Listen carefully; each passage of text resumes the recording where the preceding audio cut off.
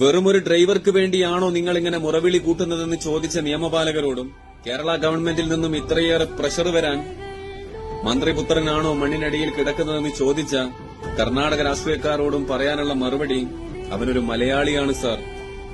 അവന്റെ ജന്മഭൂമി കേരളമാണ്. ആപത്ത് ഘട്ടത്തിൽ മതവും ജാതിയും പാർട്ടിയും സംസ്ഥാനവും നോക്കാതെ, ഒഴുക്കിന്റെ കരുത്തും പുഴയുടെ ആഴവും അളക്കാതെ അരയിലൊരു കഷ്ണം കയറും കെട്ടി ചാടുന്നവരുടെ നാടാണ് സാർ. കിണറ്റിൽ വീണ പൂച്ചയെ പോലും രക്ഷിക്കാൻ വരുന്ന ഫയർഫോഴ്സിന്റെ സൈറൻ കേട്ട് വളർന്ന മക്കളാണ് സാർ.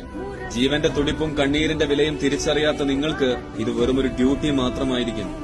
എന്നാൽ ഞങ്ങൾക്ക് ഞങ്ങളെ കൂടപ്പിറപ്പിന് വേണ്ടിയുള്ള പോരാട്ടമാണ്. നിങ്ങളൊന്നും ചെയ്തു തരണ്ട.